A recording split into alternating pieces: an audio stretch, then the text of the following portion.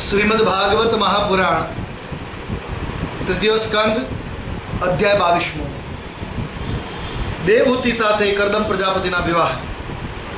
मैत्रेयोवाच मैत्रेयजी कही रह्या छे एवमाविष्कृताशेष गुणकर्मोदयो मुनिं सव्रीणैव तं सम्राडुपारतमुवाच। मैत्रेयजी कहे छे, हे विदुरजी, आ प्रमाणे જ્યારે કરદમજીએ મનુના સમસ્ત ગુણો અને કર્મોની શ્રેષ્ઠતાનું વર્ણન કર્યું ત્યારે તેમણે એટલે કે મનુએ થોડા સંકોચ સાથે તે નિવૃત્તિપરાયણ મુનિને કહ્યું છે, પ્રણામ કરી અને વચન કહ્યા છે। મનુર્વાચ, મનુ મહારાજ કહે છે, બ્રહ્મા સૃજત સ્વમુખતો યુષ્માનાત્મ પરિપ્સયા છંદોમયસ્તપો વિદ્યા યોગયુક્તાનલંપટાન। હે મુનિવર, વેદમૂર્તિ ભગવાન બ્રહ્માએ પોતાના વેદમય વિગ્રહના રક્ષણ માટે તપ, વિદ્યા અને યોગથી સંપન્ન તથા વિષયોના અનાસક એવા તમને બ્રાહ્મણોને પોતાના મુખમાંથી ઉત્પન્ન કર્યા છે અને પછી તે સહસ્ત્ર ચરણોવાળા વિરાટ પુરુષે તમારા રક્ષણ માટે પોતાની સહસ્ત્ર ભુજાઓમાંથી ક્ષત્રિયોને ઉત્પન્ન કર્યા છે। આ પ્રમાણે બ્રાહ્મણો તેમનું હૃદય અને ક્ષત્રિય તેમનું શરીર કહેવાય છે। તત્રાણાય સૃજ્ય ચાસ્માદ સહસ્ત્રાત સહસ્ત્રપાદ હૃદયં તસ્ય હિ બ્રહ્મ ક્ષત્રમંગમ પ્રચક્ષતે અતોન્યોન્યમાત્માनं બ્રહ્મ ક્ષત્રં ચ રક્ષત રક્ષતિ સ્મ વ્યવયો દેવ સયઃ સદસત્તાત્મક।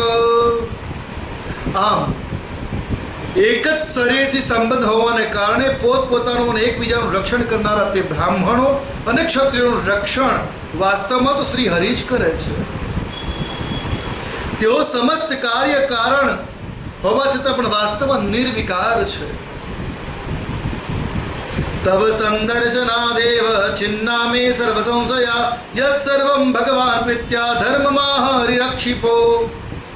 તમારા દર્શન માત્રથી જ મારા બધા સંદેહ દૂર થઈ ગયા છે, કારણ કે મારી પ્રશંસાના બહાને પોતે જ પ્રજાપાલનની ઈચ્છાવાળા રાજાના ધર્મોનું ઘણા પ્રેમથી નિરૂપણ કહ્યું છે। દિષ્ટ્યા મે ભગવાન દ્રષ્ટો દુર્દર્શો યો કૃતાત્મના દિષ્ટ્યા પાદર્દ સ્પૃષ્ટમ શીર્ણા મે ભગવતા શિવમ। તમારું દર્શન અજેતેન્દ્રિય પુરુષો માટે અત્યંત દુર્લભ છે। મારું મહાભાગ્ય છે કે મને તમારું દર્શન થઈ રહ્યું છે અને હું તમારા ચરણોની મંગલમય રજને પોતાને માથે ચડાવી શકું છું। દિષ્ટ્યા ત્વયાનુશિષ્ટોહમ કૃતાશ્ચાનુગ્રહો મહાન અપાવૃત્તૈકર્ણરંધ્રૈર્જુષ્ટાદિર્યો સતિર્ગિર। મારા ભાગ્યોદયથી તમે મને રાજધર્મનો બોધ આપીને મારા ઉપર મોટો અનુગ્રહ કર્યો છે અને મેં પણ શુભ પ્રારબ્ધનો ઉદય થવાથી જ તમારી પવિત્ર વાણી કાન ખોલીને સાંભળી છે। સભવાન દુહિતૃ સ્નેહ પરિક્લિષ્ટાત્મનો મમ શ્રોતુમર્હસિ દીનસ્ય શ્રાવિતમ કૃપયા મુને। હે મુનિ મહારાજ, આ પુત્રી પ્રત્યેના સ્નેહને લીધે મારું ચિત્ત જે છે ઘણું જ ચિંતાગ્રસ્ત રહ્યા કરે છે, તેથી જ તમે મુજ દીનની આ પ્રાર્થના કૃપાપૂર્વક શ્રવણ કરો। પ્રિય વ્રતોત્તાન પદોસ્વે સેયમ દુહિતા મમ અવિચ્છન્તિ પતિમ યુક્તમ વયશીલ ગુણાદિભી। અમારી પુત્રી કે જે પ્રિયવ્રત અને ઉત્તાનપાદની બહેન છે તે વય, શીલ, ગુણ વગેરે બાબતે પોતાને યોગ્ય પતિ મેળવવાની ઈચ્છા ધરાવે છે। યદા તુ ભવતઃ શીલ શ્રુત રૂપ વયો ગુણાન અશૃણો નારદાદેશા ત્વયાસી કૃત નિશ્ચયા। એણે નારદજીના મુખેથી તમારા શીલ, વિદ્યા, રૂપ, વય અને ગુણોનું વર્ણન જ્યારથી સાંભળ્યું છે ત્યારથી જ એ તમને પોતાના પતિ બનાવવાનો નિશ્ચય કરી ચૂકી છે। તત્પ્રતિચ્છ દ્વિજાગ્રે મામ શ્રદ્ધયો પરતામ મયા સર્વાત્મનાનુરૂપાયામ તે ગૃહમેદિષુ કર્મશુ. હે દ્વિજશ્રેષ્ઠ, હું ઘણી શ્રદ્ધાપૂર્વક તમને આ કન્યા સમર્પિત કરું છું. તમે એનો સ્વીકાર કરો અને ગૃહસ્થોચિત કાર્યો માટે બધી જ રીતે તમારે એ યોગ્ય રહેશે. ઉત્તસ્ય હિ કામસ્ય પ્રતિવાદો ન સંસ્યતે અપિ નિર્મુક્ત સંગસ્ય કામરક્તસ્ય કિમ પુનઃ. જે ભોગ આપ મેળે જ આવી મળે તેની અવગણના કરવી તે વિરક્ત પુરુષ માટે ઉચિત નથી. તો પછી વિષયાસક્તની તો વાત જ શી કરવી. યૌદ્યતન માત્રત્ય કિયાસમુચ્યતે શિયતે તસ્ય સ્થિતમ માનસાવજ્ઞયાહત. જે પુરુષ આપમેળે આવી મળેલા ભોગનો નિરાદર કરીને પછી કોઈ કૃપણ આગળ હાથ ફેલાવે છે તેનો અતિ પ્રસરિત યશ પણ ક્ષયને પ્રાપ્ત થાય છે અને જે બીજાઓના તિરસ્કાર થકી માનભંગ પણ ભોગવે છે. અહમ ત્વા શૃણ્વં વેદ્વં વિવાહાર્થં સમુદ્રતમ અતસ્વમુપકુર્વાણ પ્રાપ્તામ પ્રતિગૃહાણ મે. હે વિદ્વાન, મેં સાંભળ્યું છે કે તમે લગ્ન કરવાને તત્પર છો, તેથી હવે તમે આ કન્યાનો સ્વીકાર કરો. આને હું તમને સમર્પિત કરું છું. ઋષિર્વાચ. ઋષિ કહે છે, બાઢમુદ્ધોડુકામોહમ મપ્રત્તા ચ તવાત્મજા આવયોરુનુરૂપો સાવાદ્યો વૈવાહિકો વિધિ. સારું, હું લગ્ન કરવા ઈચ્છું છું અને તમારી પુત્રી હજી સુધી કોઈની સાથે વાગદાન એટલે વિશાળ તો થયું નથી ને. તેથી અમારા બંનેનું સર્વશ્રેષ્ઠ બ્રાહ્મ વિધિપૂર્વક લગ્ન થાય તે જ ઉચિત છે. બ્રાહ્મ વિધાન લગ્નનો એક વિધિ છે. બ્રાહ્મ વિધાન અર્થાત લગ્નના કેટલા 8 પ્રકારના લગ્ન વિધાન શાસ્ત્રમાં વર્ણવ્યા છે. સર્વોત્તમ છે બ્રાહ્મ વિધાન. વિધિ વિધાન સહિત બ્રાહ્મણોની હાજરીમાં અને વૈદિક વિધિથી કરાવવામાં આવતા લગ્નને બ્રાહ્મ વિવાહ કહેવાય. દૈવ વિવાહ. પછી છે આર્ષ વિવાહ. પ્રાજાપત્ય, આસુર, ગાંધર્વ, રાક્ષસ અને પૈશાચ તેમના લક્ષણો ત્યાં 3જા અધ્યાયમાં આપણે જોવા જોઈએ. આના પહેલા પ્રકારનું એમ કહેવાય છે બ્રાહ્મ વિવાહ સૌથી શ્રેષ્ઠ મનાયું છે. અર્થાત જે બ્રાહ્મ વિવાહ છે વૈદિક વિધિ વિધાન સહિત માતા પિતાની આજ્ઞા અને યોગ્ય વર કન્યાને પરખીને કરવામાં આવતું વૈદિક વિધિથી કરવામાં આવતું વિવાહ એટલે બ્રાહ્મ વિવાહ. એ બ્રાહ્મ વિવાહ કરવા માટેની વાત કરી. કામસ ભૂયાન નરદેવતે સ્યા પુત્ર્યા સમામ્નાય વિદો પ્રતીત કૈવ તે તનયામ્ના ધૃતેય સ્વયૈકાંત્યા ક્ષિપિત્તિ વિશ્રમ. હે રાજન, વેદોક્ત લગ્ન વિધિમાં પ્રસિદ્ધ ગૃભ્ણા ભ્રીતે ઇત્યાદિ મંત્રોમાં દર્શાવેલો જે કામ સંતાનોત્પત્તિ રૂપ મનોરથ જે છે તે તમારી આ પુત્રી સાથે મારો સંબંધ થવાથી સફળ થશે.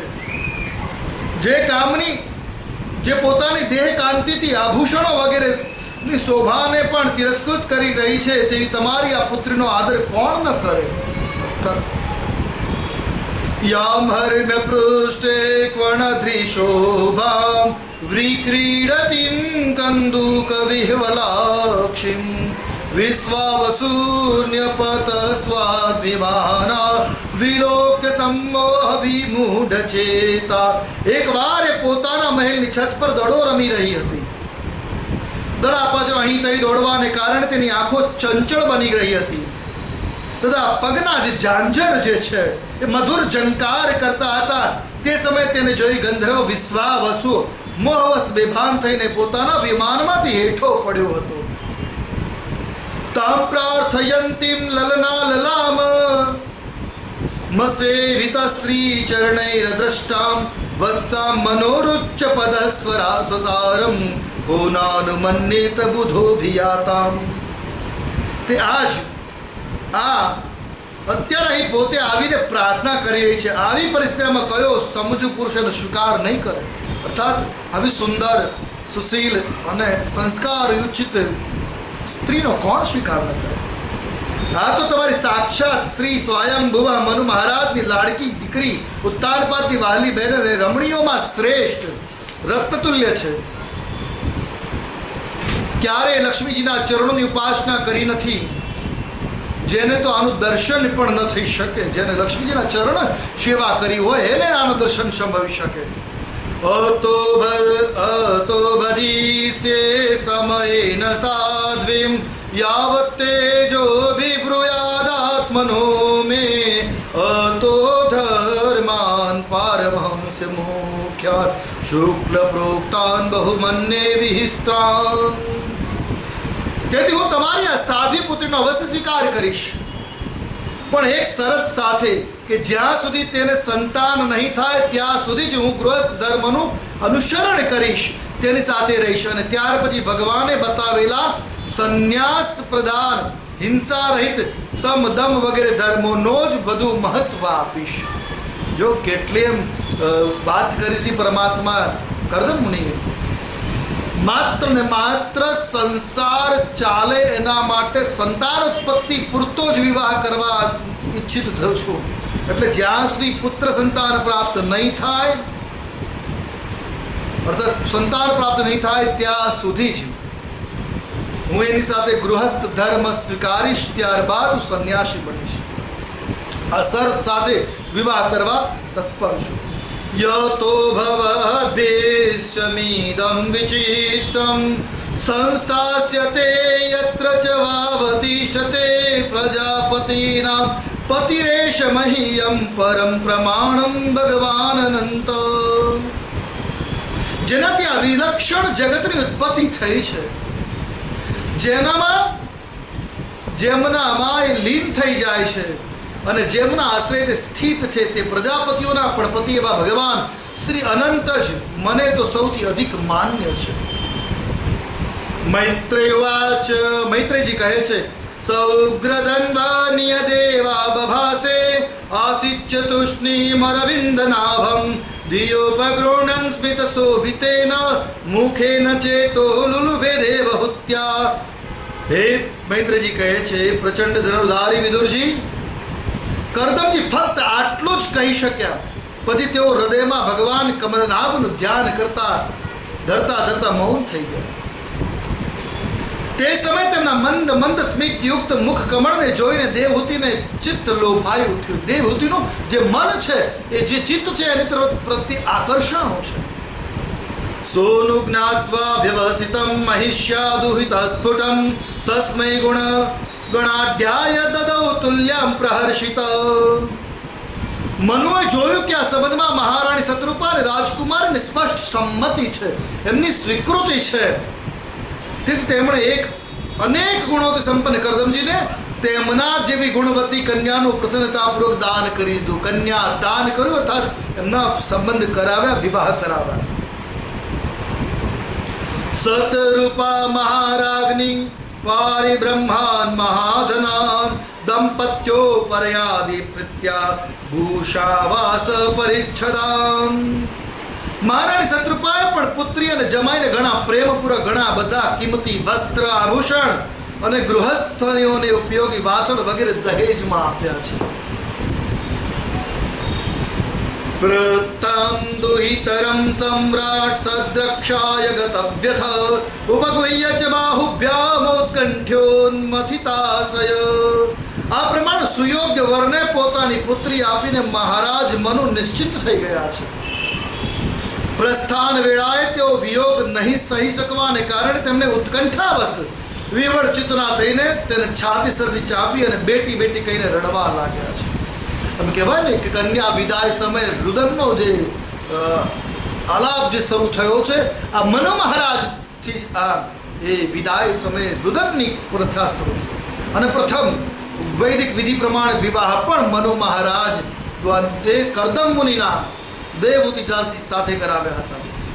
અને ત્યાં એમને ઘણું દાન, દહેજ, દક્ષિણા, વાસણ વગેરે આપ્યું. કેમ કે જ્યારે આ તો ઋષિ છે, નિર્વિકાર, એમની પાસે કશું જ નહીં, કેવલ આશ્રમમાં ફળ ફૂલ ગ્રહણ કરીને ગુજરાન કરતા. અને એમ જો વિચાર કર્યો રાજાએ કે મારી દીકરી આમાં કેવી રીતે નિર્વાહ કરી શકે, એટલે એમની સવલતની સાથે બધી સામગ્રી અર્પણ કરી, જેથી કરીને જે સ્ત્રી હોય ત્યાં બધી જ ઘટના કહેવાય નિર્માણ પામે, સૃષ્ટિનું સર્જન થાય, પ્રકૃતિનું જતન થાય, એના માટે થઈને એમને દીકરીને વસ્ત્ર, આભૂષણ તથા સાથે સાથે વાસણ કહેવાય પાત્રાદિ બધું અર્પણ કર્યું, જેથી કરીને આગળનું એમનું જીવન વ્યવહાર સુવ્યવસ્થિત ઢંગથી ચાલી શકે.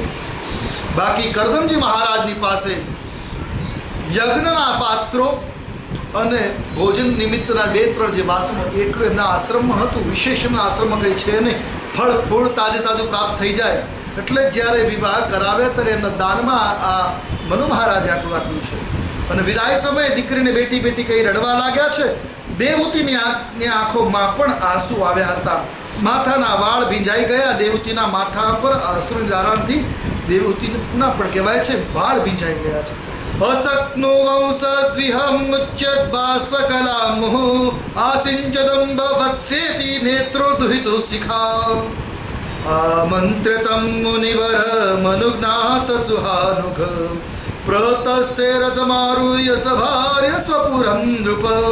પછી તે મુનિશ્રેષ્ઠ કરદમજી એને પૂછીને તેમની આજ્ઞા લઈને રાણી સાથે રથ પર સવાર થયા અને પોતાના સેવકો સહિત ઋષિકુળ વડે સેવાયેલી સરસ્વતી નદીના બંને કિનારાઓ પર ઋષિઓના આશ્રમનું સૌંદર્ય નિહાળતા નિહાળતા પોતાની રાજધાની તરફ પ્રસ્થાન કરી ગયા.